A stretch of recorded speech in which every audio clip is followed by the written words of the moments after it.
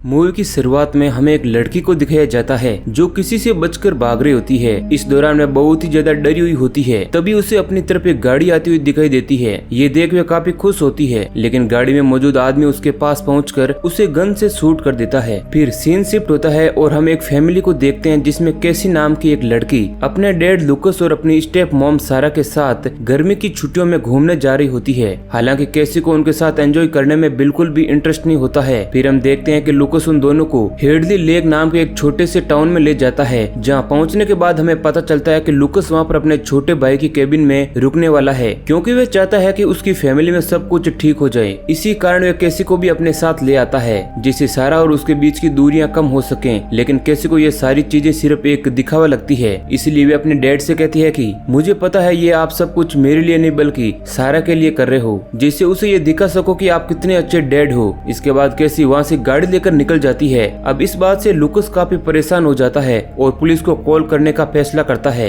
लेकिन जब सारा उसे समझाती है कि तुम्हें ऐसा नहीं करना चाहिए, तो वह उसकी बात मान जाता है। इसके बाद हम कैसी को देखते हैं जो एक बार में पहुंचती है। तो बार में मौजूद एक आदमी कैसी को छेड़ने की कोशिश करता है, लेकिन वे पहले ही उसका सामना करने के लिए चाकू निकाल लेती है। इस दौरान बार में बैठे हुए टक्कर और एना नाम के उस टाउन के दो टीनेजर्स भी उसका सपोर्ट करने लगते हैं, इसलिए कैसी को छेड़ रहा हुआ आदमी वहाँ से चला जाता है। हालांकि टक्कर और एना इस बात से हैरान थे कि कैसी यहाँ पर वेकेशन के लिए आई है, क्योंकि कोई भी जल्दी से शहर छोड़कर यहाँ नहीं आता है। फिर कैसी उन दोनों से वहाँ पर किसी अर्बन लीजेंड के बारे में पूछती है, तो वे उसे मैकेनी हाउस के बारे में बताती है। हालांकि टक्कर इस बारे में कैसी को बताने से मना करता है, लेकिन एना नहीं मानती और कहती है कि सालों पहले वह घर भी यहाँ के आम घरों की तरह ही था, जहाँ पर दो भाई बहन रहते थे। लेकिन फिर जो भी उस घर के आसपास दिखाई देता वह गायब होने लगता। अब ये सुनकर कैसी को काफी एक्साइटमेंट होता है और वे उस जगह पर जाने का फैसला करती है। हालांकि टक्कर और एना उसे ऐसा करने से मना करते हैं, लेकिन वे उनकी एक भी बात को नहीं मानती है, इसलिए मजबूरन वो लोग उसे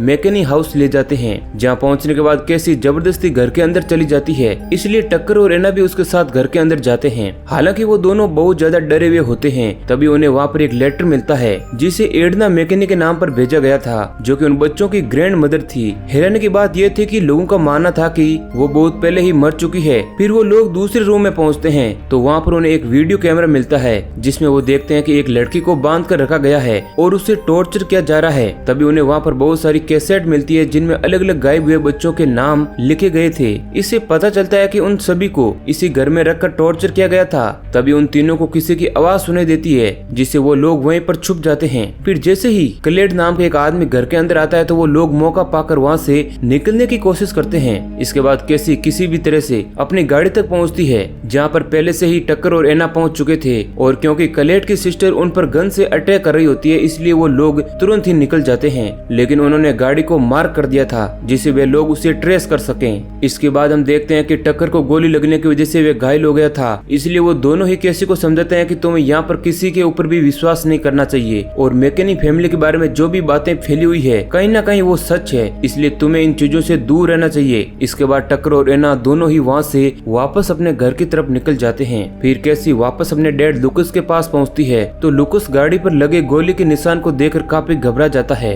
और जब वे उसके बारे में पूछता है तो कैसी उसे कुछ भी नहीं बताती है। और क्योंकि सारा भी उसका सपोर्ट कर रही होती है, इसलिए लुकस भी कैसी को फोर्स नहीं करता है। लेकिन वो इस बारे में पुलिस को इन्फॉर्म कर देता है, जिससे एक ऑफिसर वहाँ पर चेक करने के लिए आता है और उससे कहता है कि मैं इस बारे में रिपोर्ट लिख दूंगा, लेकिन तुम भी चौकन्ना रहना। हो सकता है कि कोई भी शहर से तुम्हारा पीछा करते हुए यहाँ तक आ गया हो। और इन सब चीजों से लुकस काफी घबराया हुआ था, इसलिए वो गन शॉप से गन भी खरीद लेता है। दूसरी तरफ हम देखते हैं कि मैकेली फैमिली के वे दोनों भाई बहन टक्कर और उसकी गाड़ी को भी ट्रैक कर चुके थे, इसलिए वो दोनों उन्हें सबक सिखाने का फैसला करते हैं, क्योंकि वो लोग उनकी ग्रैंड मदर के रूम में गए थे। दूसरी तरफ जब एना शॉप में होती है तो वहाँ पर एक गाड़ी आकर रुकती है जिसमें टक्कर होता है। इस दौरान उसकी हालत बहुत ही ज्यादा खराब होती है और इससे पहले कि एना कुछ समझ पाती उस पर भी हमला होता है, जिससे वे बेहोश हो जाती है। और फिर जब उसकी आंख खुलती है तो वह खुद को टक्कर के साथ मैकेनी हाउस में बंधा हुआ पाती है। फिर वहाँ पर मौजूद क्लेड उन पर काफी गुस्सा होता है और कहता है कि तुम यहाँ पर पहले भी आ चुके हो, इसलिए तुम्हें इसकी सजा मिलेगी। हालांकि एना उसे समझाती है कि तुम्हें गलतफहमी हुई है, लेकिन अब इन सब बातों का कोई भी फायदा नहीं है। क्लेड उन दोनों को टॉर्चर करने लगता है और उनसे पूछता है कि तुम्हारे साथ वे तीसरी लड़की कौन थी, क्योंकि वही मेरी ग्रैंड मदर के रूम में गई थी। अब क्योंकि वो दोनों बहुत ही ज्यादा डरे हुए थे, इसलिए वो बताते हैं कि वह तीसरी लड़की जिसका नाम कैसी है वो यहाँ पर शहर से आई है। तभी टक्कर उनसे कहता है कि हम किसी से कुछ भी नहीं कहेंगे, तुम प्लीज हमें यहाँ से जाने दो। लेकिन ग्रैंड मदर का नाम सुनते ही वे और ज्यादा गुस्सा हो जाती है और चाकू से अटैक करके टक्कर के साथ एना को भी मार देती है। और क्योंकि उनका फ्रीजर भर गया था इसलिए वो डेड बॉडीज को बाहर ही दफनाने का फैसला करते हैं। फिर हम कैसी को देखते हैं जिसे सारा बात करने की कोशिश करती है और वे उसके साथ बहुत ही ज्यादा रूड बिहेव करती है और वहाँ से चली जाती है। इस दौरान हम देखते हैं कि क्लेट और एडना उसे फॉलो कर रहे हैं। इसके बाद कैसी लुकस के पास पहुँचती है और उससे अपनी गलती मानते हुए कहती है कि मुझे सारा से इस तरह से बात नहीं करनी चाहिए थी। अब ये बात सुनकर लुकस काफी खुश होता है और कहता है कि ये एक अच्छी शुरुआत हो सकती है, इसलिए तुम्हें सारा से बात करनी चाहिए। लेकिन कैसी इस चीज के लिए साफ इनकार कर देती है और कहती है कि इन सब चीजों में मेरी कोई भी गलती नहीं है, क्योंकि आप मुझे यहाँ जबरदस्ती लेकर आई हो, इसलिए मुझे नहीं लगता कि मुझे किसी से माफी मांगनी चाहिए। यहाँ तक कि आपने तो अपने स्वार्थ के लिए मुझे मेरी मॉम से भी दूर किया था, अब मैं उनकी कब्र पर भी विजिट नहीं कर सकती हूँ। फिर वह कहती है कि क्या मैं आपकी गाड़ी उधार ले सकती हूँ, क्योंकि मैं अपने दोस्तों से मिलने जाना चाहती हूँ। तो लुकस ना चाहते हुए भी गाड़ी की चाबी उसके हवाले कर देता है।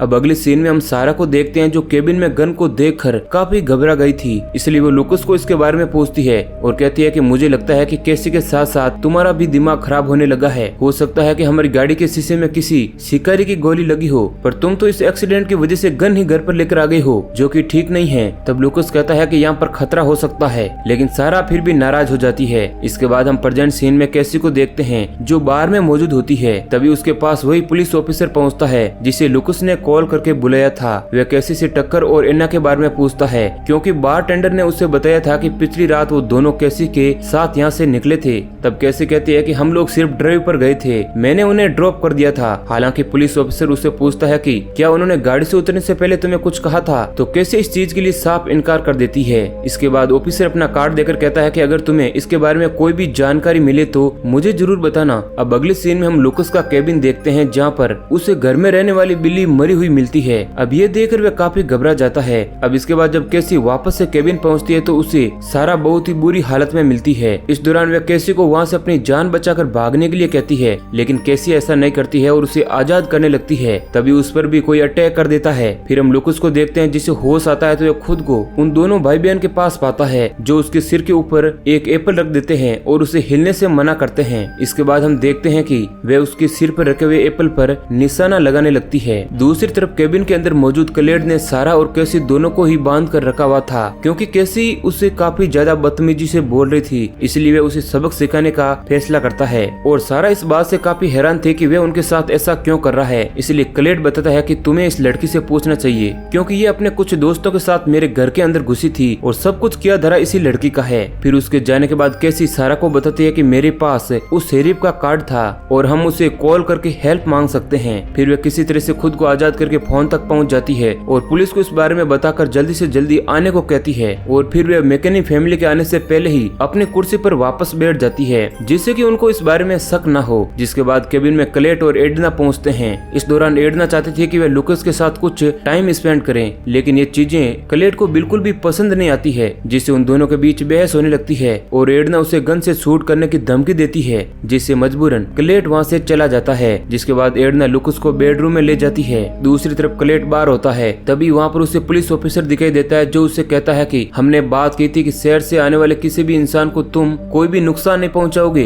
फिर भी तुम ऐसा क्यों कर रहे हो। हालांकि क्लेट उसे समझाने की कोशिश करता है कि वे मेरे घर आए थे, जिस पर पुलिस ऑफिसर उसे कहता है कि अगर ऐसा है तो तुम्हें उन्हें वहीं पर गन से शूट करके मार देना चाहिए था, क्योंकि इस तरह से तुम किसी भी शहर से आने वाली फैमिली को उनके घर पर नहीं मार सकते हो। फिर उनकी बातों से हमें पता चलता है कि पुलिस ऑफिसर भी मैकेनी फैमिली का ही है और वे दोनों का कजन है, जिस बात से उन दोनों में बहस होने लगती है। इसलिए पुलिस ऑफिसर क्लेट को समझाता है कि तुम दोनों मेरे साथ चलो, जिससे सब कुछ ठीक हो जाएगा, लेकिन वे ऐसा करने से साफ मना कर देता है, जिससे वे क्लेट को गन से शूट करने वाला होता है, लेकिन उसकी सिस्टर वहाँ आकर उसे गन से शूट कर देती है। अब इसके बाद क्लेट लगातार ऑफिसर पर अटैक करता है और उसके मरने के बाद काफी खुश होता है। इसके बाद हम केबिन का सीन देखते हैं जहाँ लुकस उनके अंदर आते ही अटैक कर देता है और इस मौके का फायदा उठाकर कैसी और सारा एक दूसरे को आजाद कर लेती है। अब उसी समय एडना अपने पास मौजूद चाकू से लुकस को घायल कर देती है। अब ये देखकर कैसी उसे गन से शूट करने की कोशिश करती है, लेकिन उसे गन चलाना आता ही नहीं था, इसलिए वो दोनों वहाँ से भागने लगती है। लेकिन एडना सारा को पकड़ देती है और उस पर अटैक कर देती है। और क्योंकि लुकस अभी तक जिंदा था इसलिए वो उससे पूछती है कि तुम अपनी बेटी के बारे में मुझे बता दो, मैं तुम्हें छोड़ दूंगी, लेकिन वे उसकी बातों का कोई भी जवाब नहीं दे रहा होता है।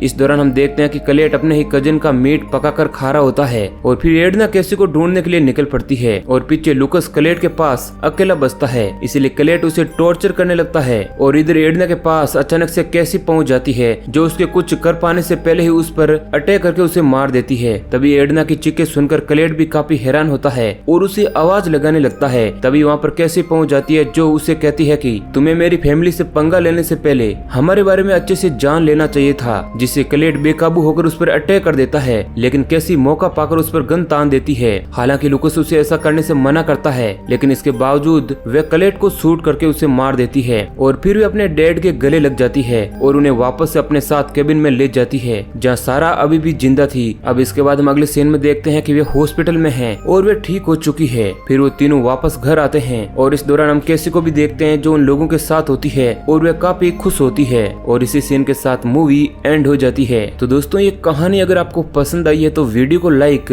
जरूर करना। ऐसे ही और इंटरेस्टिंग वीडियो पाने के लिए हमारे चैनल को सब्सक्राइब करें। धन्यवाद।